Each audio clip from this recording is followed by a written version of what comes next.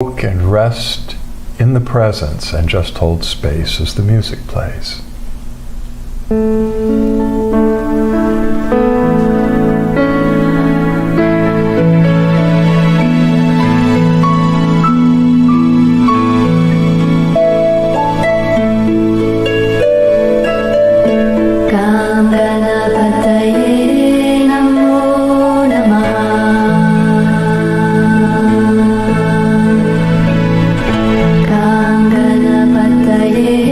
Namo Namaha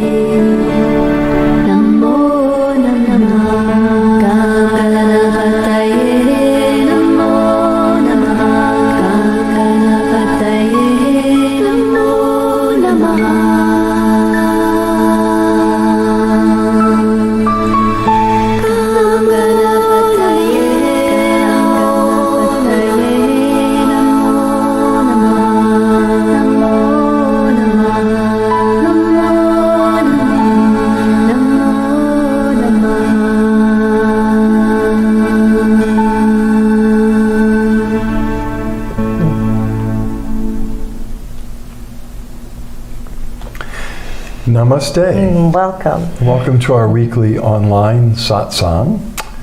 Satsang means community of truth, but in this case we're talking about spiritual community. Wherever two or more people on the spiritual path come together, we have satsang. And the Flowering Heart Satsang isn't an organization you belong to or anything like that. We attract people from all over the world, from other countries, continents, from many spiritual traditions, spiritual teachers, different belief systems. What brings us together, what we have in common, is that we're awakening and experiencing the flowering of our hearts into higher states of consciousness and of oneness with the divine source and with each other and with all that exists. So welcome. That's what the world needs now. People need to awaken from self-absorption, egocentrism, fear, competition, conflict, and violence. That about sums it up. We need to awaken from that to our essential connection and oneness with each other. Begin to live in harmony, in connection, in peace, and build a whole new world rooted in oneness, love, peace, cooperation. In order for that to happen, the collective consciousness of humanity needs to shift. And every time one of us becomes more awakened or begins to awaken, that ripples out and affects the collective consciousness itself. So it's essential that we, human beings, at this time, awaken and flower as quickly as possible before any more damage is done, and so we can get going with the new earth and the world of love and light and peace. To that end, the divine is pouring out transmissions of awakened consciousness that catalyze awakening in people. The divine is doing that through many spiritual teachers and groups these days. And it's called everything from blessing to Diksha to Shaktipat to there's so many other names for it in the different traditions. But it exists in some form. It's always been there, the transmission of enlightened or awakened consciousness. And that greatly accelerates the process of awakening and expansion. And so, to that end, the divine has made those blessings much more readily available in the last 20 years than I think ever before on this planet that I'm aware of. We share a very special one, and you're soaking in it right now. It's called the Flowering Heart Blessing. The divine, in giving this to me and Suzanne to share with others, said, first of all, this blessing is from me. It does not flow through an organization or a hierarchy or an avatar or a saint or a master. Nothing like that.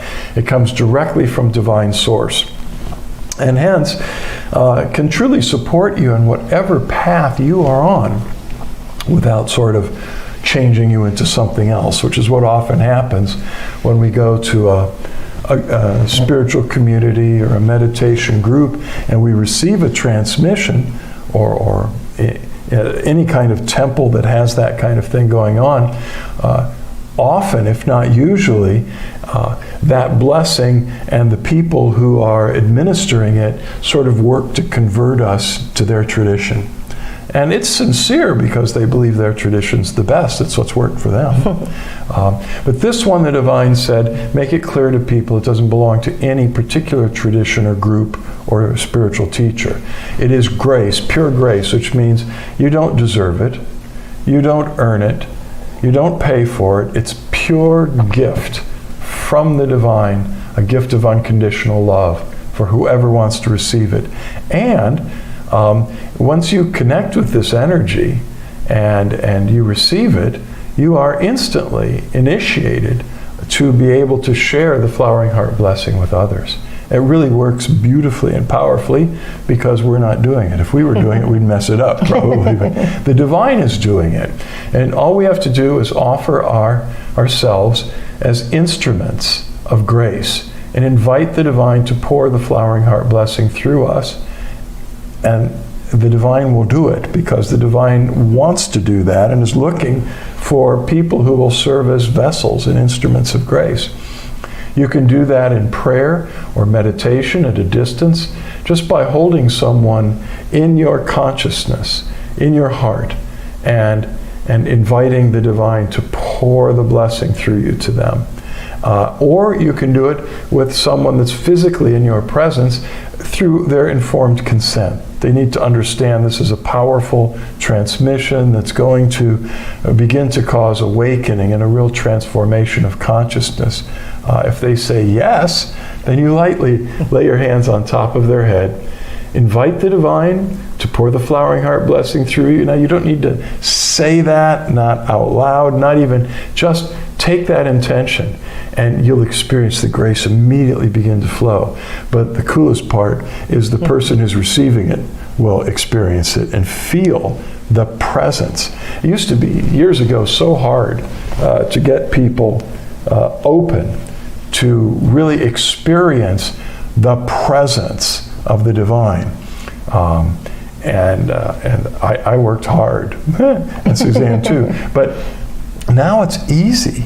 It's just easy. We just extend the blessing to them and they begin to immediately experience the divine presence, which in itself is life-changing. Yeah. So please share the Flowering Heart blessing as much as you can.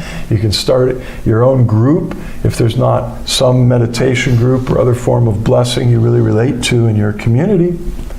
Just invite a friend over, go to our website and hit the play button on the 36-minute video. Or you don't even have to do that. But if you don't feel quite confident to talk about it and introduce it all by yourself, there's a 36-minute video that'll do it for you and give understanding.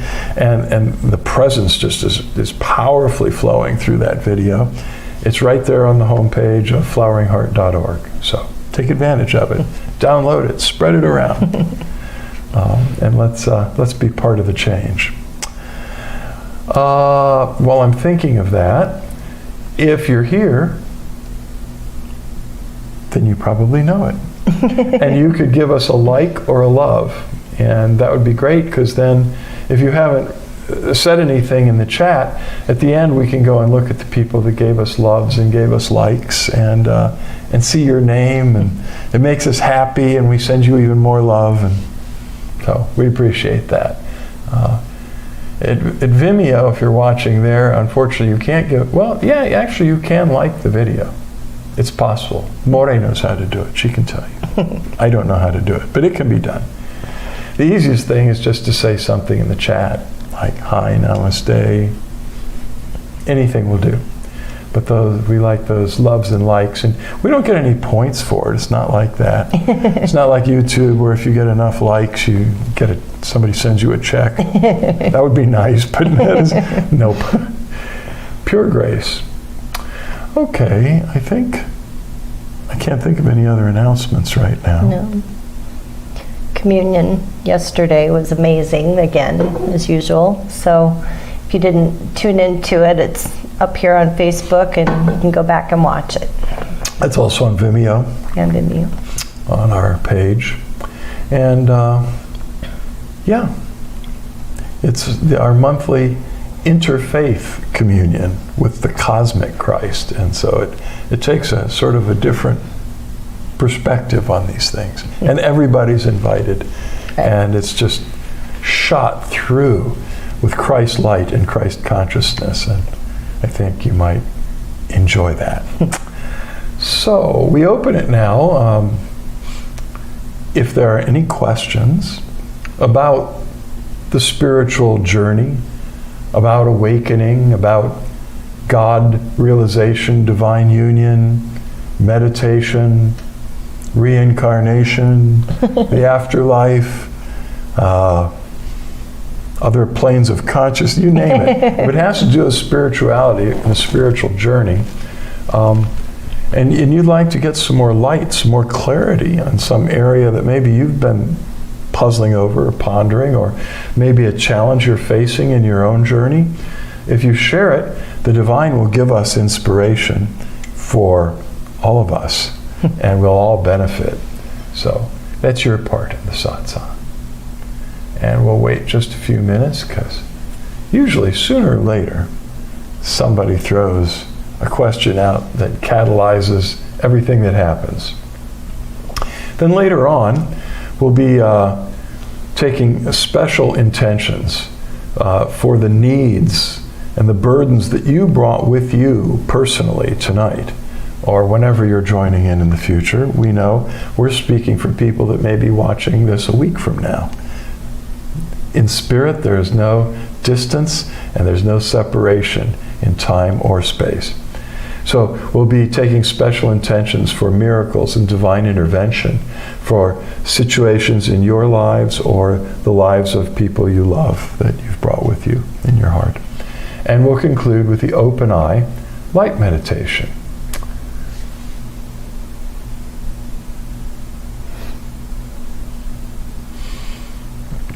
Let's see.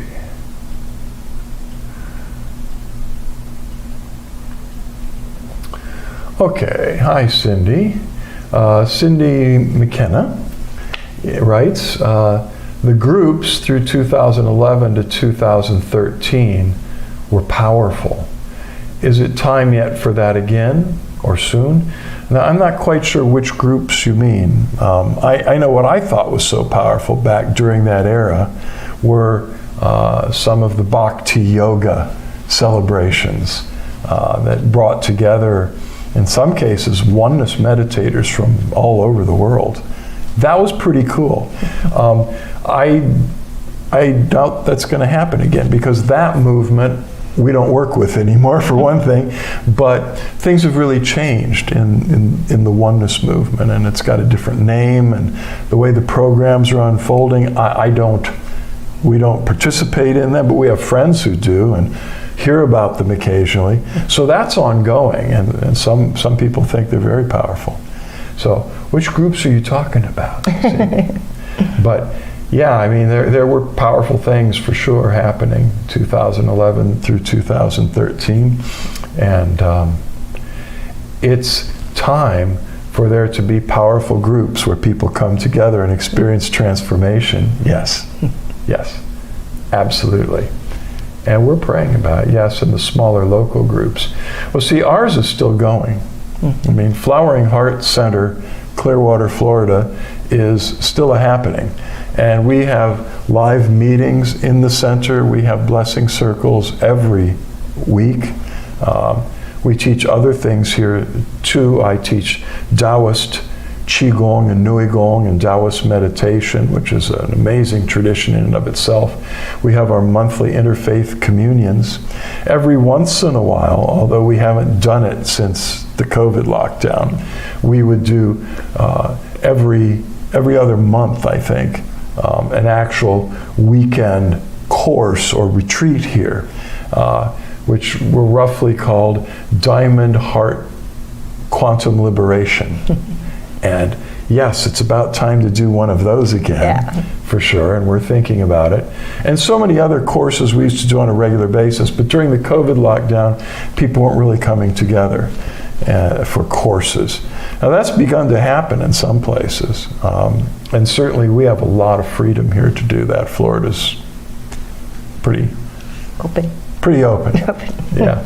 So, but others have asked, and we're going to be keeping that in prayer. But I would hope that local communities are continuing to stay in touch and share blessing. You can even do it if you're still in that space, safely spaced from across the room. You can give a blessing, and someone will be just zapped. I think it's really important that we come together. Yeah, and Cindy also wrote, it's great you're encouraging people to invite others for Flowering Heart blessings. When two or more, right. When two or more come together in the divine name, the I Am is present in their midst. The Paramatma, the cosmic Christ, whatever name you choose to give it, is manifest when two or more of us come together in the divine name. And I believe, it could be any name for the divine. I mean, the Sufi tradition, I think there are 100 names that are used for dhikr, to chant and to meditate. But when Jesus said, if two or three come together in my name, I am in their midst, I don't think he was just saying it has to be a Christian meeting in Jesus' name. And we've been to many such meetings in other traditions, Buddhist, Sufi, Hindu, where the divine presence was manifestly present because two or more were gathered together. Right. I feel it very profoundly even on these Monday nights, especially towards the end when we're all sending blessings together. The whole room just fills with white light. It's pretty amazing. It's almost like there's a bright white light fog that comes into the room. When? Towards the end when we're all sending blessings to each other, and then it follows on into the Because that sounds like the light meditation, Right. the eye meditation, because I start to feel it when we're the all room fills with this bright white mist, and sometimes everything is just kind of faded out. dissolved in the white light. Right. And that is a manifestation of the presence dissolving us all into one being, one heart, one love, and releasing us from our sense of separateness from the divine and separateness from each other and our self-absorption. That's why I love the eye meditation so much. It really dissolves that, and we just begin to soften and expand into that infinite field of one being and one love, which is our true essential nature. Yeah, that's us. All of us. Indeed. Ekaterina, hello, asked for blessings for the relationship with my son and boyfriend. Of course, we will hold that intention. Cindy's says, my 97-year-old mother is in hospice. Blessings for healing and peace. Absolutely. We will definitely be sending special. Yes. Smarana Diksha, it's called in Sanskrit. Smarana means by intention. There are 3 different ways it can happen. It can happen, it can be Nayana, blessing, which is through the eyes. It can be Smarana, which is at a distance through intention, or it can be Sparsa, which is actually touching, through touch. And they are just all beautiful. So we'll be sending intent blessings a little bit later. We've been getting a lot of prayer requests the last couple of weeks, and I don't know if we brought it up last week or not, I don't remember, but we've noticed over the years, because we do get so many prayer requests throughout the year, that there seems to be like an exit point where some souls kind of journey off the planet around the same period of time, and the last 2 to 3 weeks we've had just several prayer requests a day, which is higher than normal volume than we normally get, so we will definitely hold her in prayer. A lot of people have been transitioning, and fortunately more than half of them have been people that were of advanced age, in their 90s. So this is, and I don't know much about your mother's situation, but certainly she's 97 years old. It's very possible that this is a very natural time of transformation and transition for her. And so we could even celebrate that, although it's difficult right at this point. Right. I understand that. But we'll be holding her in prayer. And Devon, Ex-Awakening Center, says hi. We moved to Michigan. Okay. We've been meeting so many people from Michigan. I know. This last year.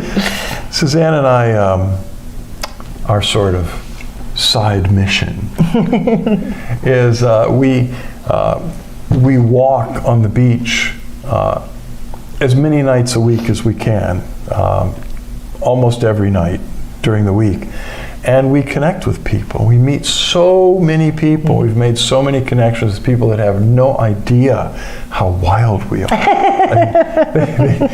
They don't know what Flowering Heart Center is. They don't know, about awakening and all of that. We're just shiny people, and they kind of connect with us.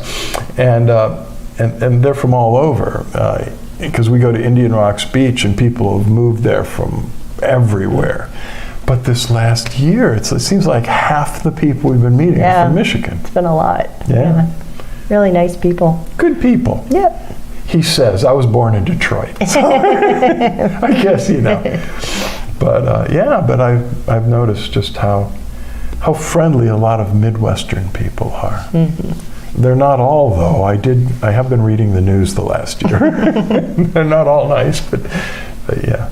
Well, it's nice to hear from you guys.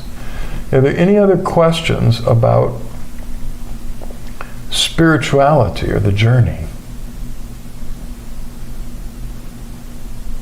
We got time. Ding, ding, ding, ding, ding, ding, ding, ding, ding. That's funny.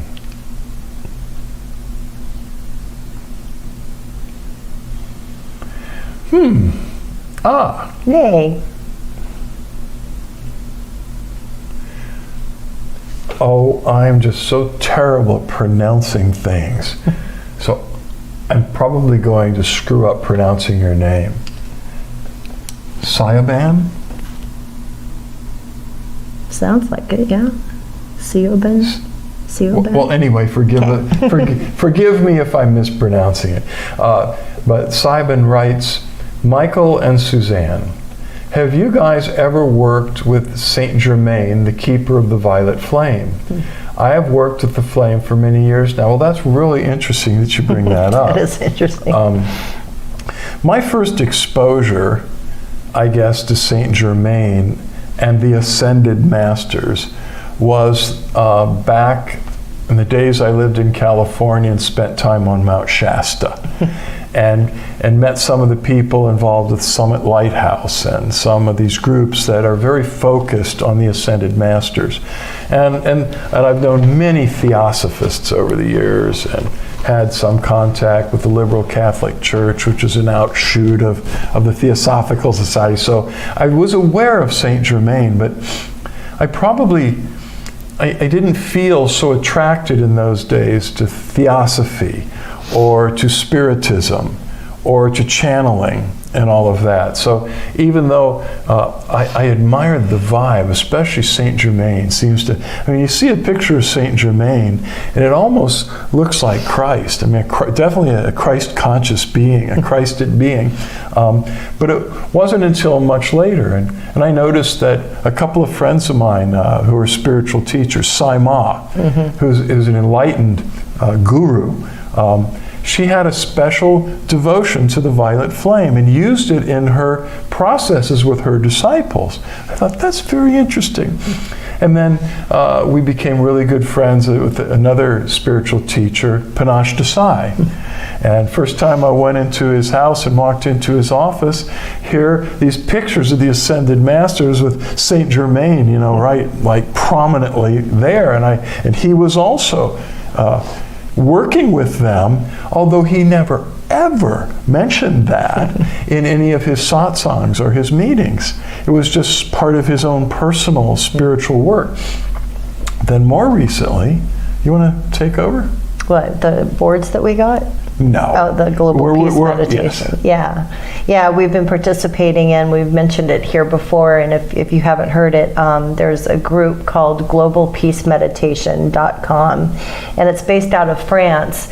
And when different astrological things are lined up and things are going a certain way on the planet, they send out an email. You can subscribe to their email, and it goes out in multiple languages all over the world for people to pray at the same times every day.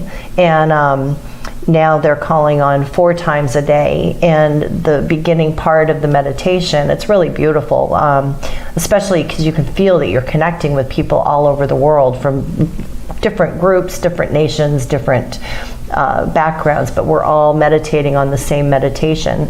And at the beginning of it, it invokes the violet flame, and to bring it down to the center of the earth, from the center of the galactic sun.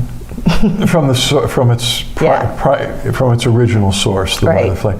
Well, what was interesting, how this happened, is we were doing these global peace meditations, joining with millions of other people around the world, and we were invoking a lot of goddess energy, but just a lot of great divine energy to deal with major conflicts and problems happening on Earth. And most recently, the war in Ukraine. But we began to notice, this was a long time ago, that sometimes after we did those meditations, while they were so powerful, it was like there were rumbles for the next day or two where there was like a reaction in the universe, to what we had done. And right after we had that thought, they changed them to add the invocation of the violet flame and said, invoke the violet flame from its source and ask for a circle of protection around you now and after we finished the meditation. And it made an incredible difference. And ask the violet flame to transmute anything in our lives that no longer serves the light. And all that was preparation to dive into the light work that we've been doing for the planet. Right. And then recently a friend of ours was cleaning out his house, and his wife was a Reiki master, and he heard about the work that we do here, and he gave us these boards that were created. Power plates. Power plates. Want to grab one? I want to grab one because Grab the little one. if anybody knows what these are, we tried to look up the website online, and we'd like more information on how to use them and work with them. So this particular Reiki ministry and temple in Florida a number of years ago created these Reiki energy plates. And this one, the reason we're bringing it up is because this one is the 7 crosses of Saint Germain. Let's see if you can, you can kind of see. And it puts off a really interesting energy. Here, let's see if we can shine the light on it. Shine some light on that. There. Yeah, it's hard to that's get better. it straight. I'm seeing everything in a mirror view here, looking into the monitor. Yeah, you can see it. But basically Saint Germain is, besides the keeper of the violet flame, he is also essentially like the Lord or the master of the 7th ray.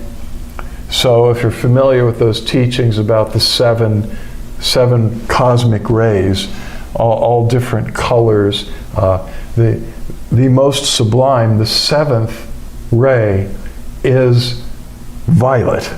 And that's the level from which Saint Germain is operating. In terms of the chakra system, it would be the 7th chakra, which is purple, and the transcendent dimension beyond that. What are you reading? Well, it's interesting because it says another reason we want to know more about it is it's concept and designed by Omega Dawn Sanctuary. Omega Dawn Healing Sanctuary. Arts.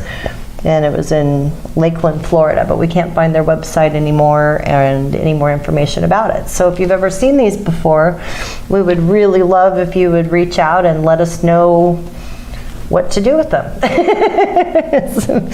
We've got like some big ones with some different symbols and the symbol on it, and then this little one. So I don't know if it's safe to leave it there. Okay. Yeah, that's all a very interesting realm, that world of ascended masters and all these various planes of dimensions of reality. Yep. But so the violet flame is a good one. Yep. 7th chakra is really good too. Within the tradition of the chakras and Kundalini, there is this divine energy that resides in all of us in the root chakra. It is the feminine divine energy for transformation, for spiritual evolution. And in most people, until recent years, the Kundalini was slumbering.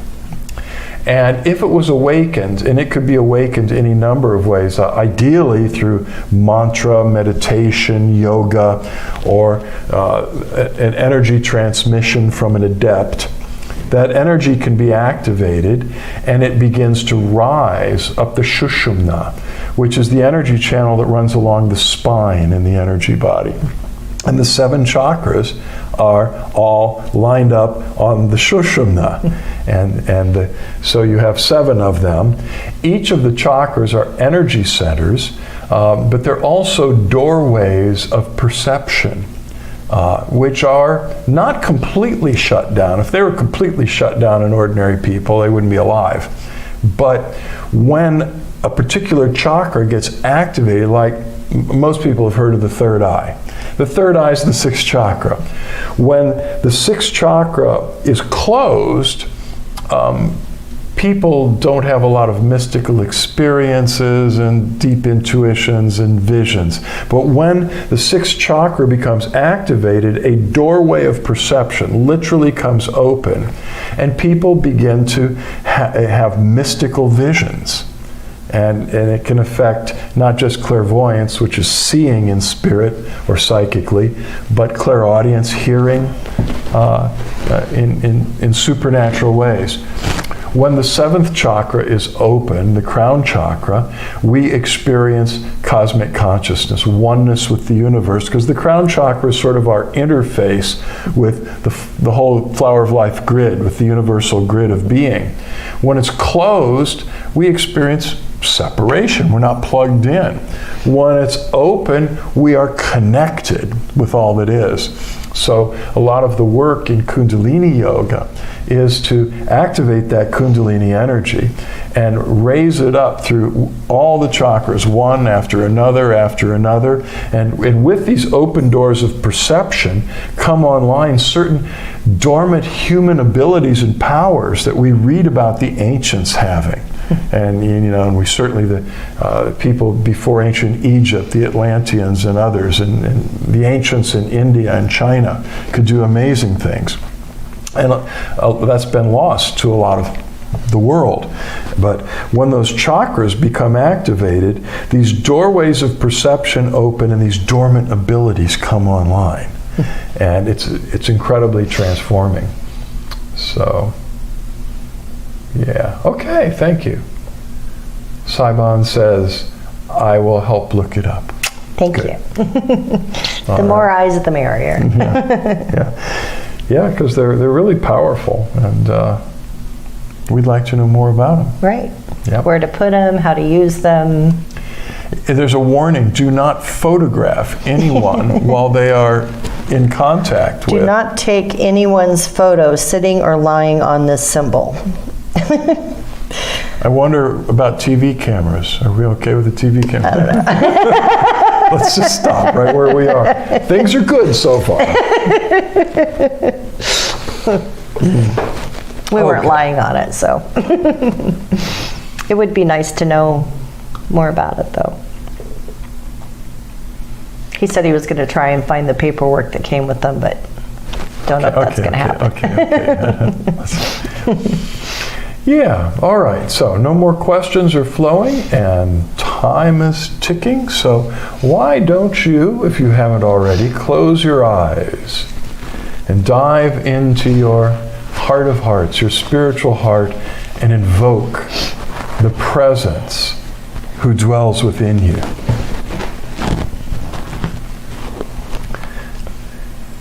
It's not just a drop, down in there.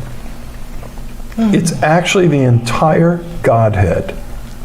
Rumi said, you're not a drop of the ocean. You are the entire ocean in a drop. It's all inside. If you go deep enough inside, the entire universe is within you. And then you really understand what's meant by the outer world as a reflection of the inner world. It's all inside.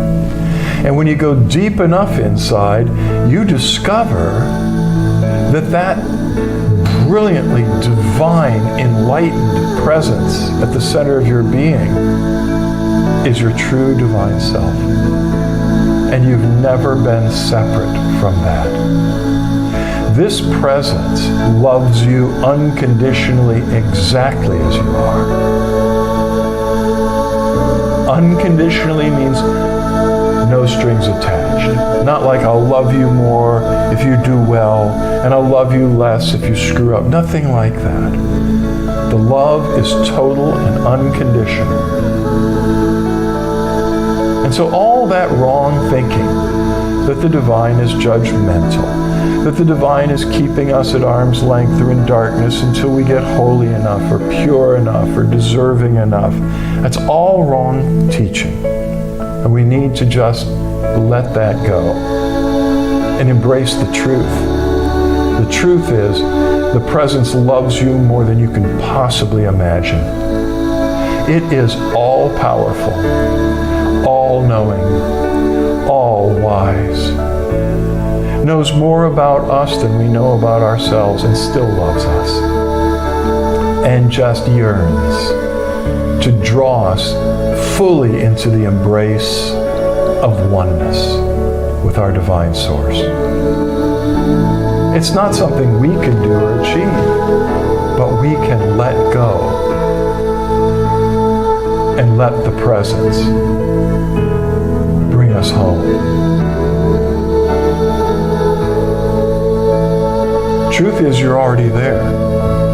If you would just focus your attention on that space that's there for just an instant between each breath. There's a space between each breath that opens to infinity. Between each thought, each image, each feeling, and the next one that plays on our consciousness, there's a space where there's nothing between this thought and the next. That space is your doorway to enlightenment, to divine oneness.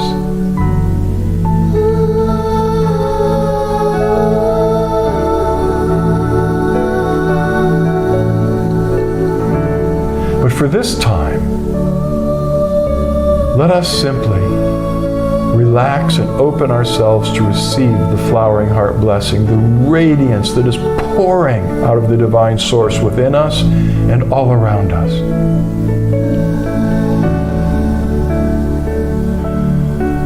Just receive. Drink it in.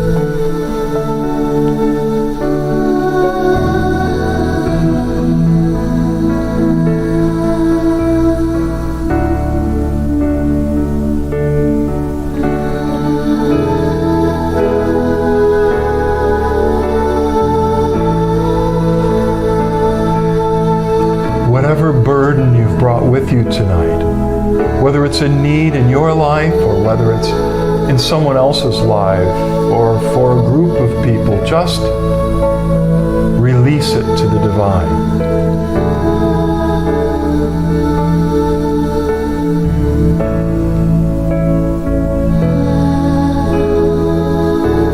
There's nothing to do but receive the grace that's pouring out to you now.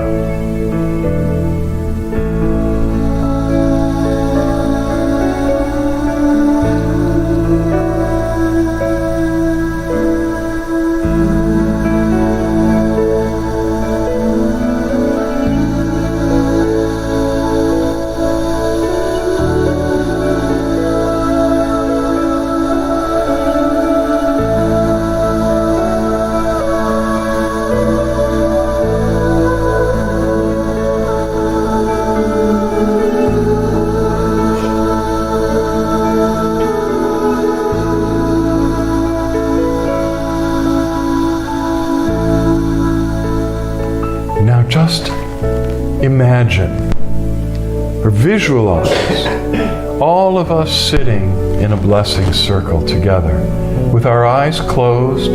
Lift up your hands with your palms open, facing forward, and just take an intent for the divine to use you.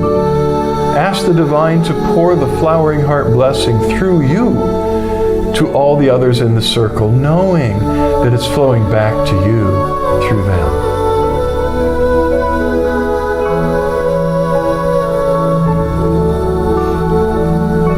If there are people with needs, like Cindy's mother, put her in the circle. The divine knows exactly what she needs. You could request peace. You could request healing. You could request smooth sailing. But the divine already knows all that. So you could just let her go into the hands of the divine and invite the blessing to flow through you to her. Ekaterina's son and boyfriend.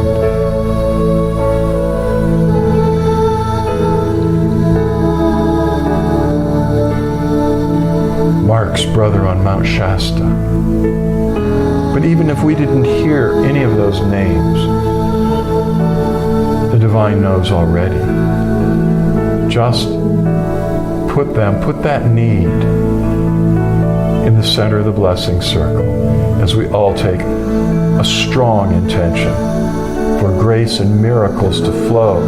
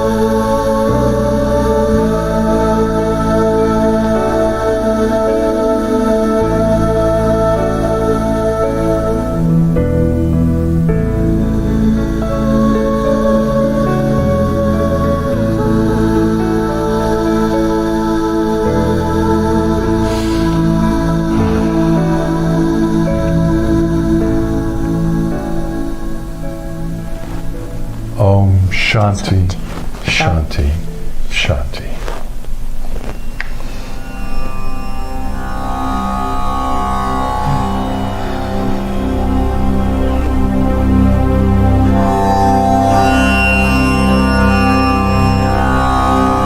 Now you could just relax, and whenever you're ready, open your eyes and begin to make direct eye contact with Suzanne and or me as we enter the light meditation.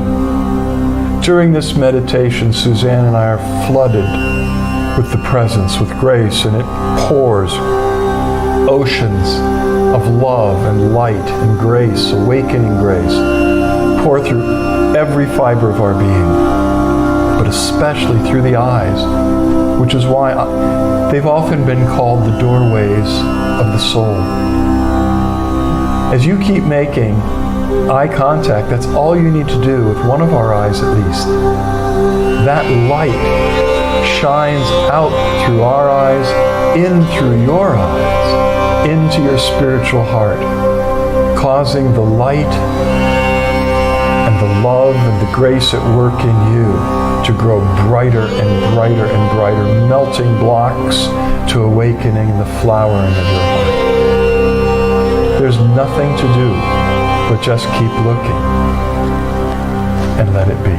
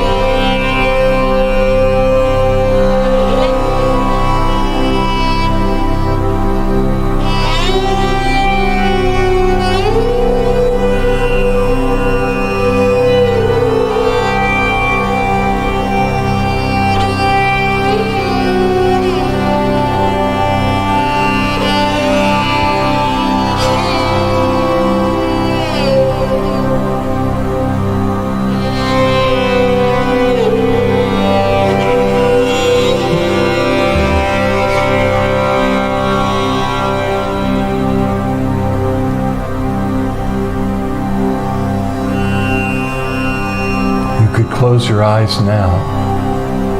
Meditate with us for a few more minutes as the grace settles within you.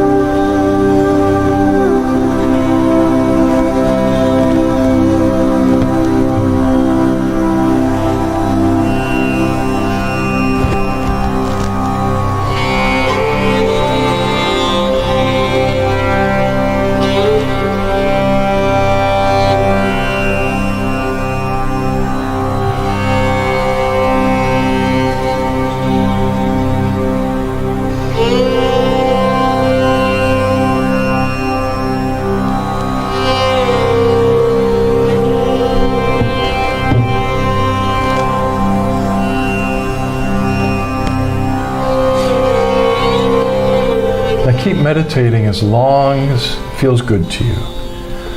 Or you could find a place nearby and lie in Shavasana. And that means to lie on your back with your eyes closed and your arms loosely at your sides with the palms open and turned upward. Just dissolve in gratitude in the divine presence. It's a lovely thing. You could just spend the rest of the night doing that. We love you very much. Much love, light, and blessings in all ways. Until we cross paths again, although we're permanently connected, I think, the divine in us wants you to know that we behold the divine in you, and we bow to you.